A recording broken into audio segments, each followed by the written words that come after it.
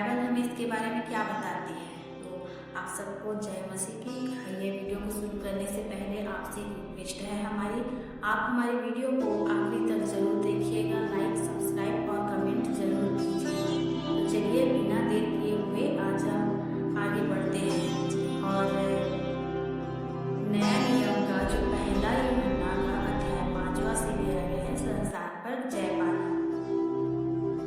जिसमें किस प्रकार लिखा है कि जिसका यह विश्वास है कि यीशु ही मसीह है, वह परमेश्वर से उत्पन्न हुआ है, और जो कोई उत्पन्न करने वाले से प्रेम रखता है वह उससे भी प्रेम रखता है जो उससे उत्पन्न है। हालेलुया। क्या आप विश्वास करते हैं कि यीशु ही मसीह है जो हमारे लिए इस धरती पर आया? और क्या आप विश्वास करते हैं कि यीशु मसीह परमेश्वर से उत्पन्न हुआ है? हालेलुया। क्योंकि मरियम जो प्रभु यीशु मसीह की मां बनी वो क्या थी? कुमारी थी, उसकी शादी नहीं हुई थी, वो एक जरिया थी।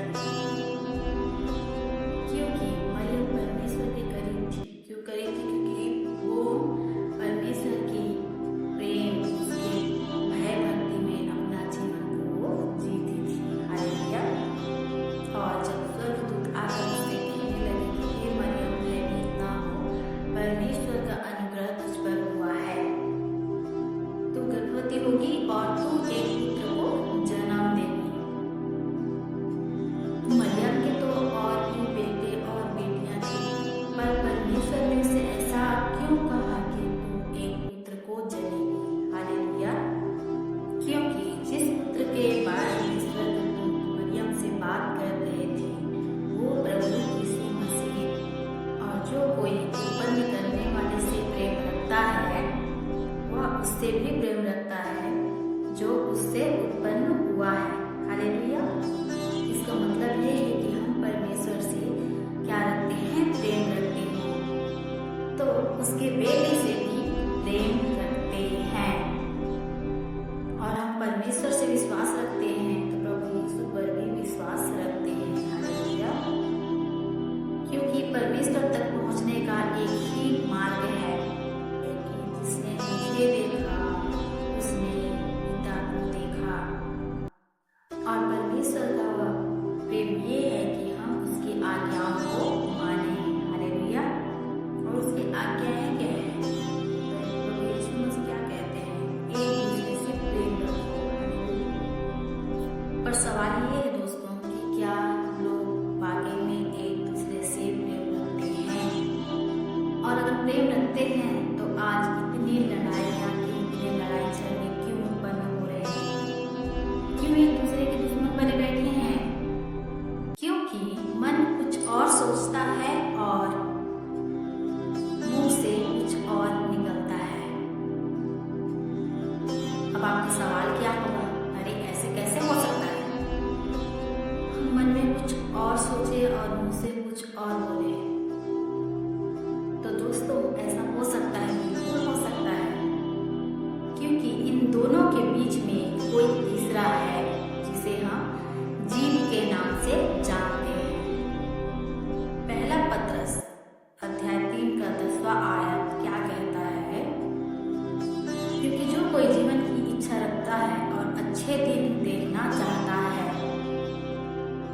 वह अपने जीव को बुराई से और अपने होठों को छल की बातें करने से रोके रहे। हालेलुया।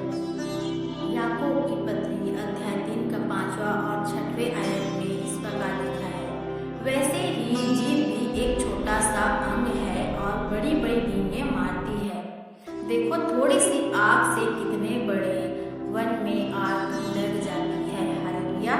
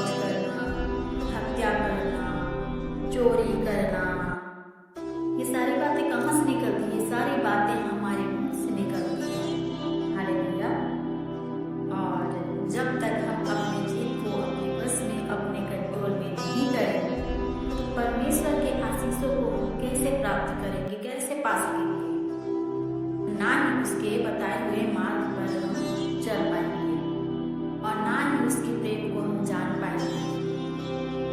अगर आप सच में जीवन की इच्छा रखते हैं तो उसके मार्ग पर चलो, क्योंकि जीवन का मुकुट प्रभु यीशु मसीह है।